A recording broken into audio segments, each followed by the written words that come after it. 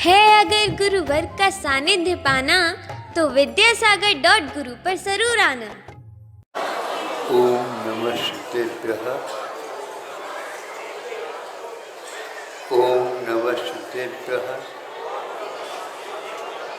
ओम नमः शुद्धेभ्यः। अहिंसा परमो धर्म की। आचार्य गुरुवर श्री ज्ञान सागर मुनि महाराज की।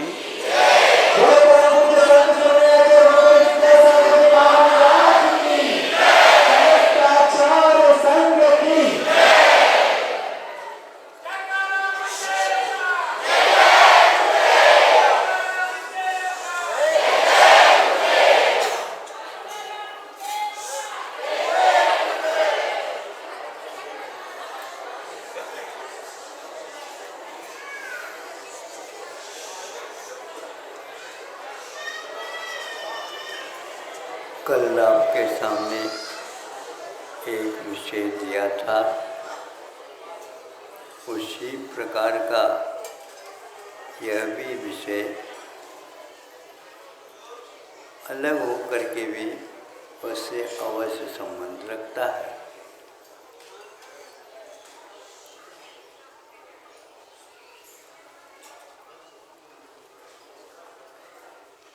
यह एक लेख पढ़ा था,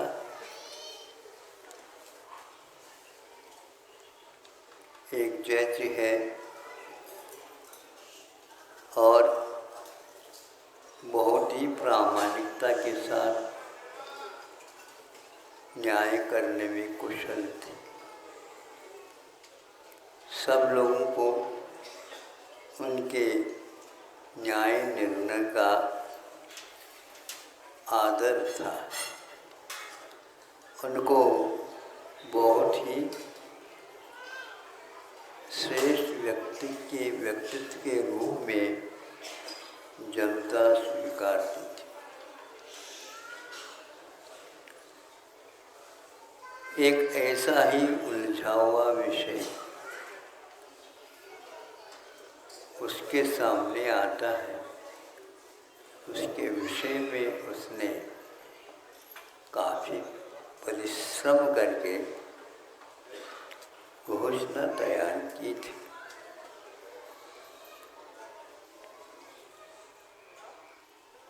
जब वह घोषणा के लिए उस स्थिति पर पहुंच जाता है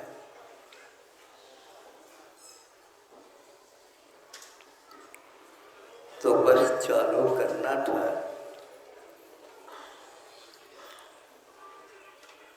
उसकी स्मृति में वह कोई भी घोषणा नहीं। आप सुन रहे हैं? सावधानी से सुनिएगा।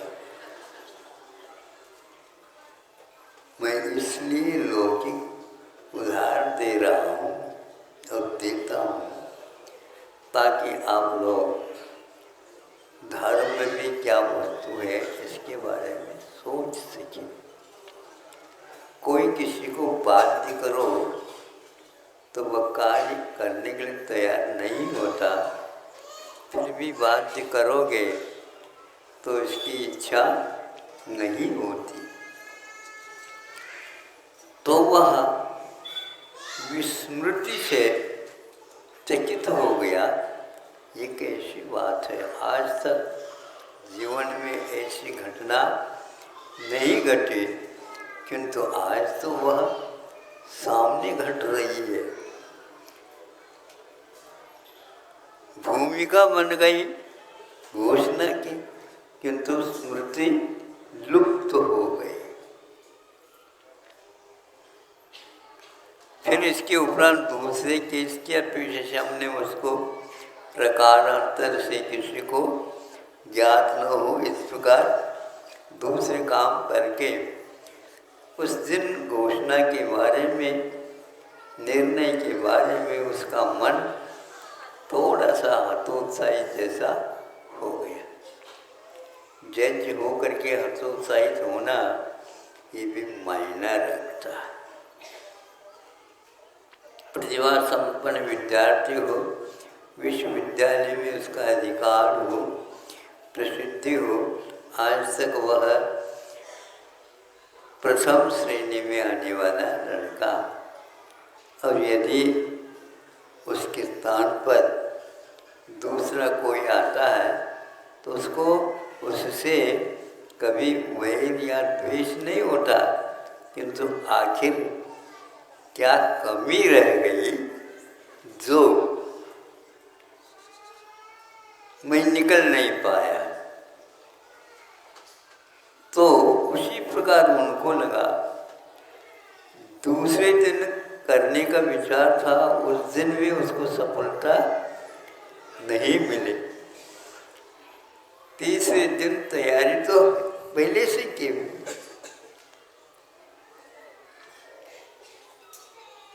उस दिन भी जाता है तो उस दिन भी उसको विस्मय होता है, स्मृति भंग होती।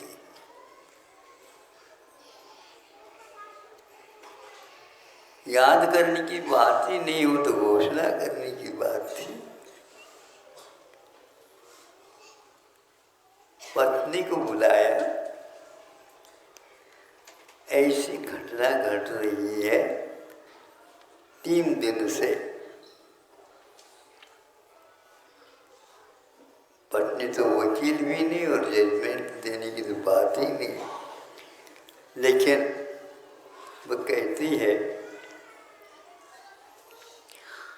हम किताबी जानकारी नहीं लगते, लेकिन आप लोगों को समझ में आना चाहिए, संसार में कार्य होते हैं, अनेक कारण अपेक्षित होते हैं। केवल आप उस ज्ञान को ही मत समझो, उस ज्ञान को कोई भी रोकने वाला भी हो सकता है। तो क्या आपको क्या मालूम पड़ा? तो उसने कहा, ऐसा होता है, सामने वाला व्यक्ति भी अपना अंतरंग से, वो इंग्लिश नहीं जानता, हिंदी नहीं जानता, वो नहीं जानता, बिल्कुल ठीक है, लेकिन ये जानता है मैं झूठ नहीं। बात समझ में आ रही है? मैं झूठ नहीं हूँ और दूसरे को झूठ शुद्ध भी नहीं करना चाहूँगा, लेकिन सत्य यदि सत्य के रूप में नहीं उभरता है तो लगता है हम अभी पढ़ाई में अधूरे हैं। जीत सको तो जीतो, इसको क्या जीतना, किसी के दिल को जीतो।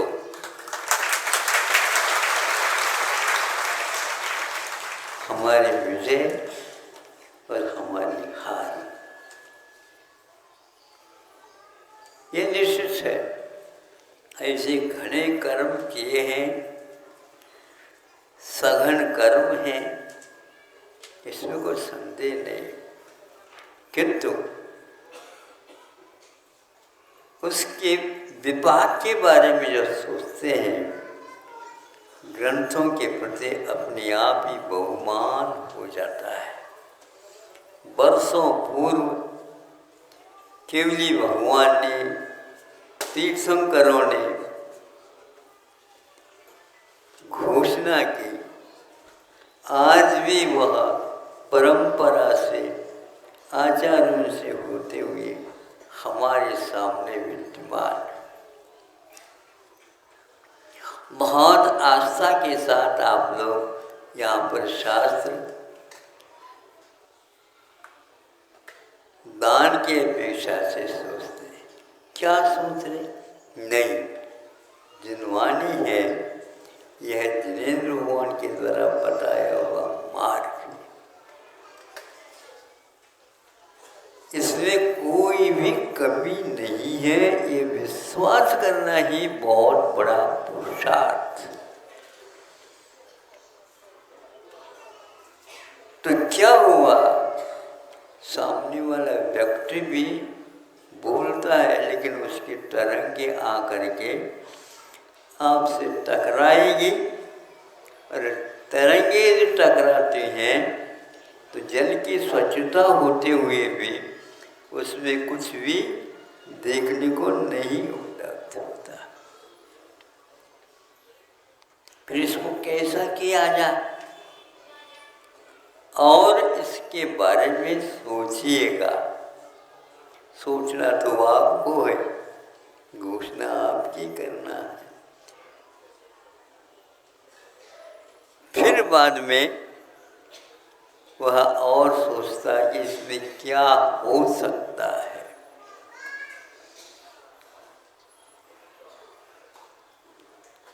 कहीं कहीं पर तो बहुत ही कम रहस्य रहता है, लेकिन रहस्य को कम और बड़ा सोचना ही गलती है। क्योंकि हम सोचते हैं अपने ही इरादा के अनुसार, उद्देश्य के अनुसार। यदि उद्देश्य में कमी है तो निर्देशन में भी कमी होगी, यह शास्त्र कहता है। जहाँ उद्देश्य हो तहाँ निर्देश हो। हमारे उद्देश्य में कोई कमी नहीं होते हुए भी सामने वाले व्यक्ति के उद्देश्य में यदि कमी है तो वह हमारी कमी मानी जाएगी, क्योंकि हमें उसके ऊपर पूर्ण विश्वास नहीं करना चाहिए। क्योंकि वह गृहस्थ है, क्योंकि वह धन के प्यासा है, आदि आदि कई बातें हो सकती हैं। इसलिए पहले की पंचायत और आज की यह न्याय की पद्धति में बहुत अंतर है। ये स्वयं सब लोग महसूस कर रहे हैं। इसमें अनुकरण नहीं होता, जिसको आप लोग गतानुगतिकता बोलते हैं। आज का ये युग अनुकरण करना चाहता है लिपि का, किंतु अर्थ भाव का वह अनुकरण नहीं कर पाता। इसलिए हमें यही कहना चाहिए।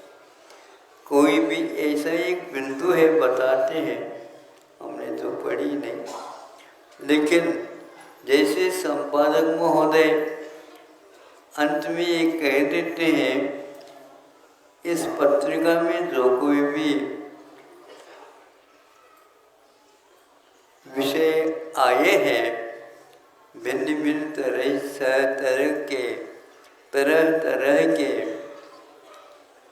इसका मैं संपादन कर रहा हूँ, किंतु यह प्रामाणिक है या अप्रामाणिक है मैं कहना नहीं चाहता।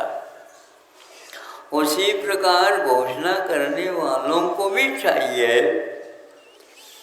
कि मैं इसका लेखक नहीं हूँ, किंतु मुझे दिमाग में जितना अर्थ आया उतना ही चाहिए।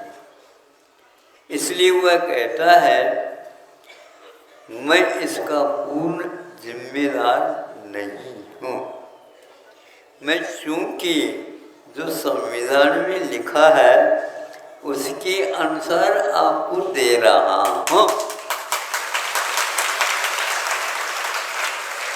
किंतु उसका अर्थ क्या होना चाहिए यदि सही नहीं निकलता तो उस संविधान का कोई दोष नहीं, दोष हमारा है। ऐसा ये कहता है तो सामने वाला भी सोच सकता है, ये भी एक व्यक्ति आखिर छद्मस्त तो है, पूरा ज्ञान तो रखता नहीं, रख सकता नहीं।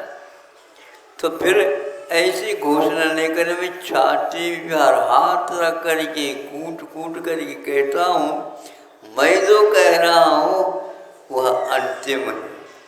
नहीं, आपका तो अंतिम तक पहुँचना तो बहुत कठिन है, अभी आप सेमीफाइनल में भी नहीं गए।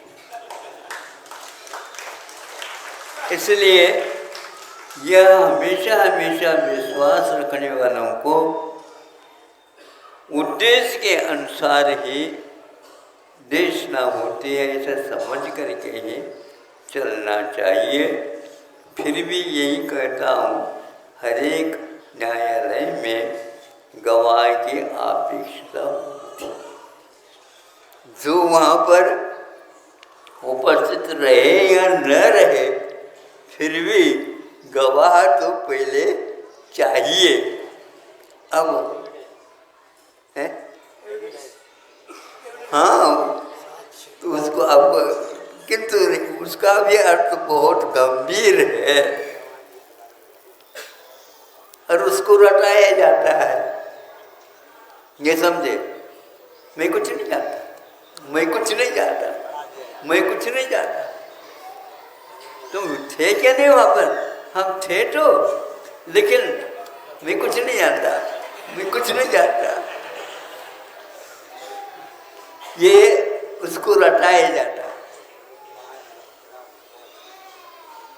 ये इसलिए आवश्यक है, जमानत के लिए बड़ी आवश्यकता होती है, लेकिन वह जमा करके किया जाता है। इस आधार पर यदि निर्णय होता है तो आप ही समझ लो उसमें कहाँ तक आसार है, ये तो नहीं कहूँगा, लेकिन सार भी कहाँ तक है, ऐसे कहने से सार के भी अनुपात अपने आप हो जाते हैं। ज़्यादा तो नहीं कह सकता, आपकी स्वतंत्र सत्ता है और मेरी भी सत्ता स्वतंत्र है। फिर भी आप सुनने के लिए बैठे तो हमने सुना दिया, समय आपका हो गया। माँ मतलब पत्नी की बात पर आज उनको थोड़ा सा भरोसा हो गया कि दुनिया के न्याय हमारे ऊपर ही सब नहीं है, उनका अस्तित्व भिन्न है, मेरा भी अस्तित्व भिन्न है। तो 3 दिन विस्मृति का होना दूसरा कोई कारण अवश्य है, उसको आप लोगों को खोजना है। सर्वज्ञ के दृष्टि में तो वह आ चुका है। अहिंसा परमो